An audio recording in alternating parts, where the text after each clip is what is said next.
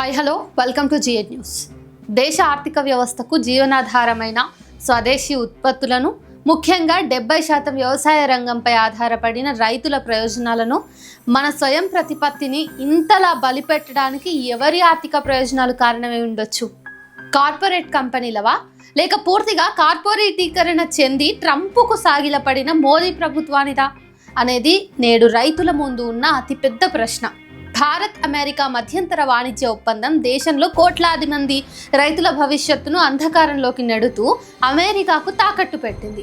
ఈ trade deal గురించి చెప్పుకోవాలంటే ముందుగా మన దేశ చరిత్రలో ఒక బలమైన ఒక చిన్న దేశము, ఒక బలహీనమైన ఒక పెద్ద దేశాలను ఎలా లొంగ తీసుకుందనే దాని గురించి చెప్పుకోవాలి. ప్రపంచంలోని చాలా దేశాలు అప్పటి ఇంగ్లాండ్ నియంతృత్వంలో బతికినటువంటి దేశాలే. మనకు స్వాతంత్రం రాకముందు వరకు ఈస్ట్ ఇండియా కంపెనీ వ్యాపారం కోసం మెల్లగా మన దేశంలోకి చొరబడింది.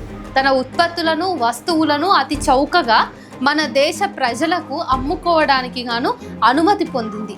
ఆ తర్వాత భారతదేశ ఆర్థిక వ్యవస్థను, భారతదేశాన్ని తన తుపాకీ ఆయుధాల బలంతో ఆక్రమించుకుంది. అలా 200 సంవత్సరాలకు పైగా బానిస దేశంగా మార్చింది. ఆ రోజుల్లో కూడా వ్యాపార ఒప్పందాలు అనేవి ఇంగ్లాండ్లో నిర్ణయించేవారు. అవి అంతర్గతంగా అనేక కుట్రలతో జరిగేవి.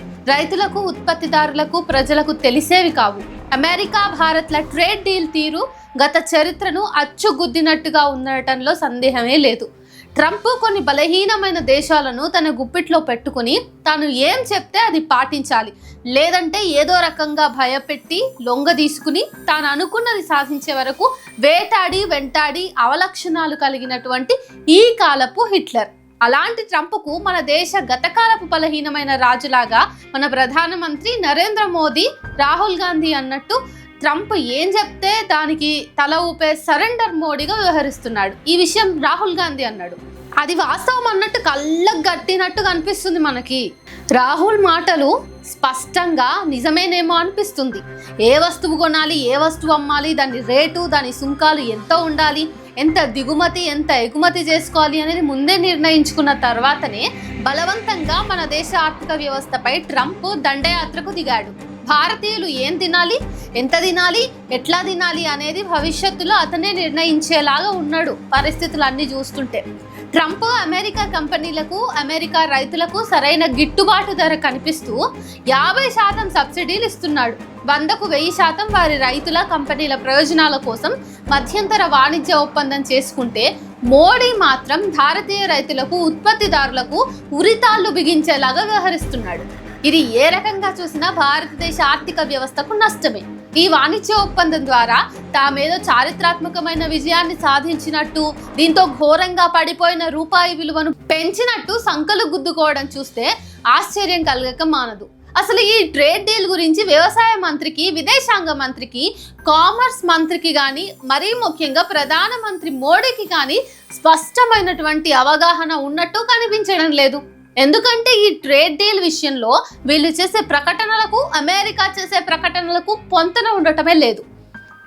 2 దేశాల మధ్య జరిగే అతి కీలకమైన వాణిజ్య ఒప్పందం ఇంత గందరగోళంలో ఉంటుందా అనే సందేహం యావత్ దేశాన్ని, మేధావులను, రైతులను, కార్మికులను ఆందోళనకు గురి చేస్తుంది. 2 దేశాలు కలిసి ఒక స్పష్టమైన, పారదర్శకమైన ప్రకటన చేయాల్సిన విషయాన్ని కేవలం ట్రంప్ లేదా అమెరికా శ్వేత సౌధం నుంచి మాత్రమే ప్రకటనలు ఏకపక్షంగా ఎలా పడితే అలా వస్తున్నాయి. అంటే ఆ ఒప్పందంలో ఏ విషయం ఉండాలి, ఏ విషయం ఉండకూడదు అనేది కూడా భారతదేశ నిర్ణయాలతో సంబంధం లేకుండానే జరుగుతున్నాయని అర్థం చేసుకోవాలి.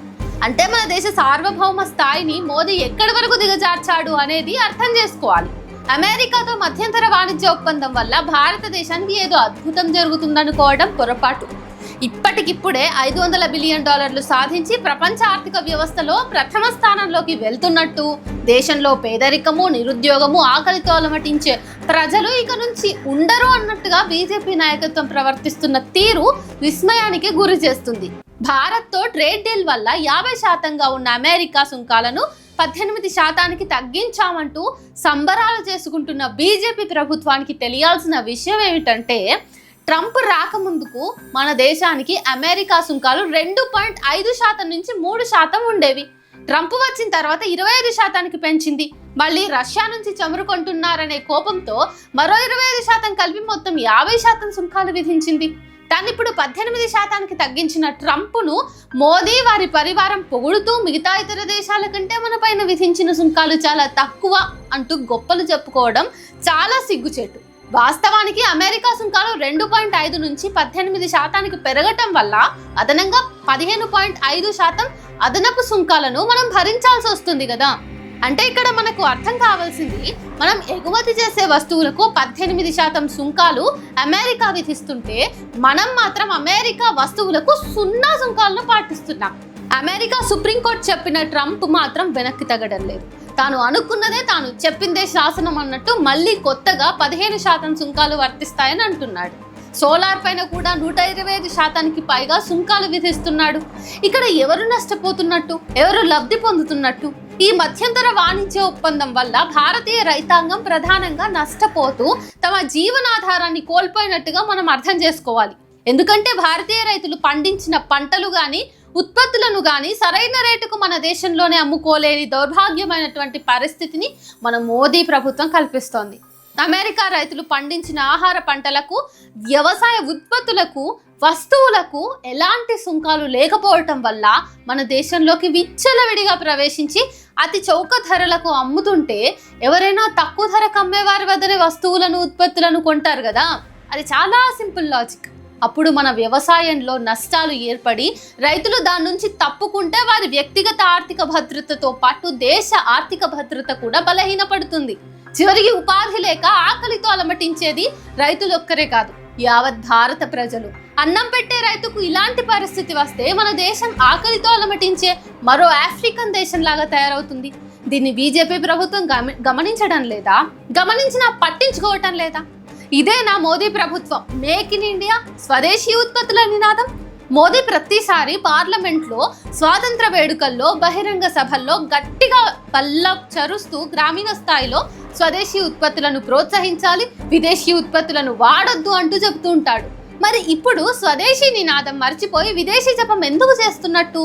అందుకే ఈ ట్రేడ్ డీల్ వల్ల అమెరికా వికసిస్తుంది, కానీ భారత్ కాదు.